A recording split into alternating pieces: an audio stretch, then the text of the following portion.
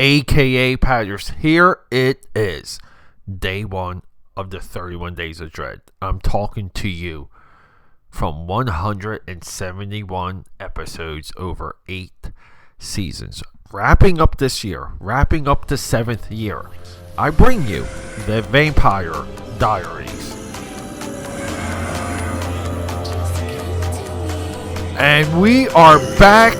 Why on earth are you doing the Vampire Diaries? Anyone that is still with me, thank you for sticking to it. Because people, you guys know I have a deep love affair with Kevin Willaimson. Kevin Willaimson, throughout the multiple years of 31 Days of Dread, he has weaved in and out of so many conversations about horror, about meta, about characters, teenager characters, self-reflection characters, romantic characters.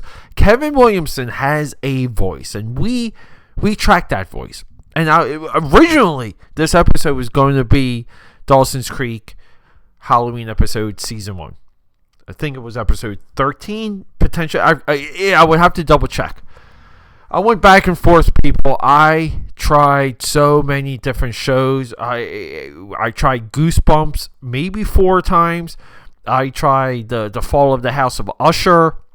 I could not get behind any show.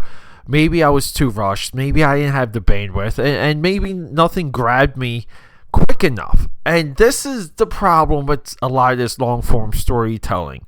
I do favor movies because movies grab you. So what happened with the Vampire Diaries? People, I'll let you know. But first, Peter A. DeLuca here, aka Pad69, known as the Film Buff, known as the Eclectic One. Throughout Philadelphia, Europe, and the vast multiverse, I come to you in all forms of media. I come to you even with my dedicated website that hoards and collects and distributes my content from all the social media, AKAPAD.com. You can support me for free there. We're doing a huge Black Friday drop.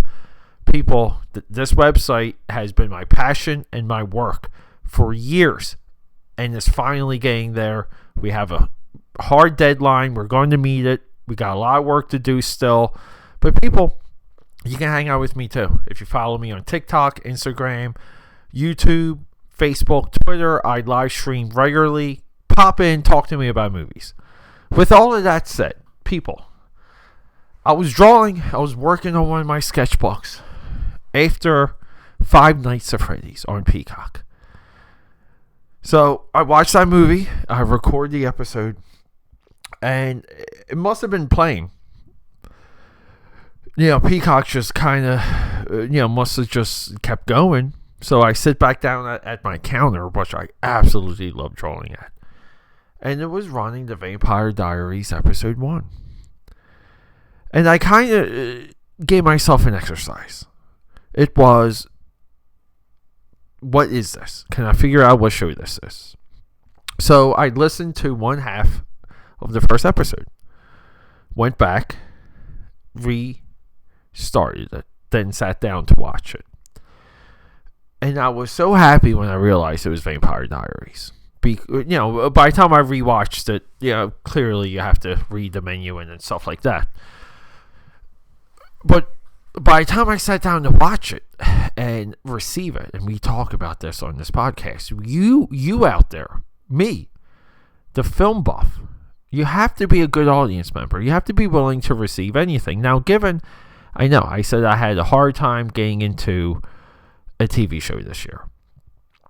Just a lot of things happening. I don't think it was my willingness. It was just time. And if I'm not interested immediately, sometimes I'd rather just watch a movie. So Vampire Diaries, it gives me all of these characters. We know that they're vampires. We know that they've been alive for centuries. We know that their hometown is riddled in vampire lore. And we know what characters know this. But then we know which ones don't. And therein lies the absolute fun of this show. Now, we get the Kevin Willaimson boy-girl melodrama, the self-reflection, the introduction of an evil brother by the time we get to episode 2. Lore, regret, reunification, correction. These are all the elements we get in this show. And we get a rich history. And if it wasn't for Five Nights at Freddy's, if it wasn't for the Peacock autoplay, I would have never jumped into this show. I would have never even entertained it. And I'm happy I did. And I'm going to continue to watch it. And I'm debating on doing season reviews for Vampire Diaries, because I enjoyed the show that much. I love that it runs, it ends. I would only assume it ends as well as Dawson did. Dawson has one of the best TV series endings of all time. And I'm willing to explore it. And if I wasn't open-minded, if I wasn't in a position to entertain myself and to be explorative, I don't even know if that's a word. I don't know. I just feel better being able to bring this to you. I feel like I'm a better critic. I'm a better audience member. So I'm going to be, call me a Vampire Diary ifty. I don't know what they call the fanboys for this. But yeah, so just be on the lookout. Maybe I'm going to go into this deeper. I recommend the show. I can't, even at this point, I have not watched episode 2 yet. I can't wait to watch it. Peter A. DeLuca here, bringing you something he never thought he would. The Vampire Diaries for day 31 of the 31 Days of Dread. And people, we're going to roll back into movie reviews, and we're going to start Thanks Flicking very soon.